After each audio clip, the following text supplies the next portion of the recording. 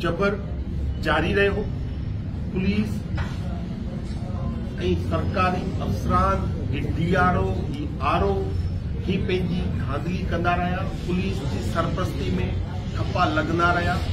मूं अॻु में ही चयो हो, बल्कि मुंहिंजो मुतालबो हो त इलेक्शन में रेंजर्स खे मुक़ररु कयो वञे ऐं अहिड़े क़िस्म जो इलेक्शन कमीशन हिदायतूं बि ॾिनियूं इंटीरियर मिनिस्ट्री खे, पर को बि रेंजर्स मुक़ररु कान थी।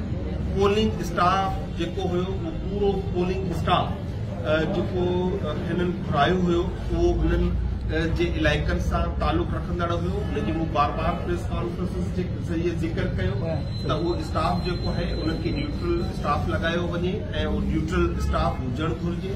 पर इहे को बि असांजी कंप्लेन जेका असां इलेक्शन कमीशन ऑफ पाकिस्तान खे कई, असां DRO खे कई, असां RO खे कई, का बि कंप्लेन न ॿुधी वई।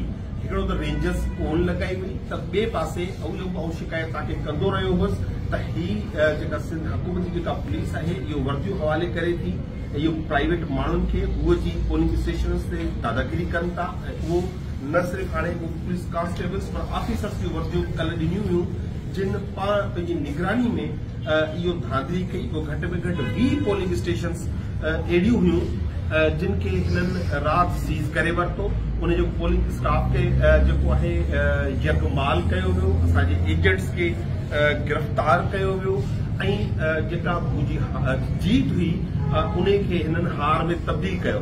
पर ऐं सम्झांदो ही जेको वणे सो कर, मुंहिंजी इहा जीत हुई, मूं इलेक्शन खटी वरिती हुई। हाणे ही फॉर्म 47 ते वणे जेको वञी चाहिनि कनि, असांखे उनजो फ़र्क़ु नथो पए।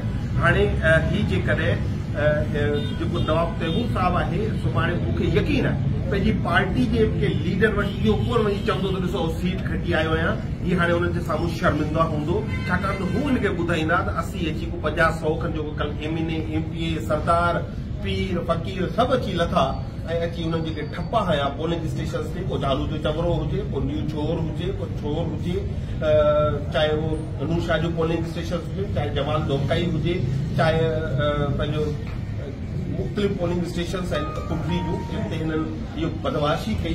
हू त कल्ह हिननि खे चवंदा, सुभाणे त हाणे जॾहिं बीहंदो कलो खोले त खटी आयो आहे, जीत खे केरु तस्लीम न कंदो। त न उमरकोट जी आवाम करे थी, न सिंध जी जेको जीत खे क़बूल करे थी। तोड़े हिन सभु हीला वसीला हलाया, उनजे बावजूद ही इलेक्शन हारे विया, सिंध इलेक्शन खटी वई।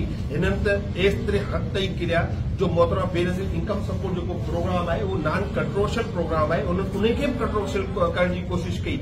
मूं इहो अॻु में कॾहिं मां इन प्रेस कॉन्फ्रेंसिस में इहा ॻाल्हि न कई त हिननि जेको Benazir income support programme election जे करे रिलीज़ कंदा, पर हाणे इहो रिकॉर्ड ते आणणु चाहियां थो त ही इनकम सपोर्ट प्रोग्राम इन करे रिलीज़ कयो वियो हींअर त हिननि खे इलेक्शन में जीत थी सघे। पर उहे माण्हू जेके इनकम सपोर्ट लाइ आया हुआ उन्हनि बि हिननि खे वोट कोन ॾिनो। हिननि हर मुमकिन कोशिश कई त मुंहिंजो वोट खे कंटेन कयो वञे। माण्हुनि ग़रीब माण्हुनि हिननि जी गाॾी में चढ़िया, हिननि जा झंडा लॻाया, वोट वञी हुन लाल माली खे कयो ऐं उन्हनि खे सलाम पेश कयां थो, उन्हनि जी हिम्मत खे सलाम पेश कयां थो, उन्हनि जी ज़हानत, उनजे शऊर खे सलाम कयां थो। छाकाणि हू मूंखे वोट न करे रहिया हुआ, हू वोट करे रहिया हुआ सिंध जे शऊर खे, सिंध दरिया खे हू वोट करे रहिया हुआ।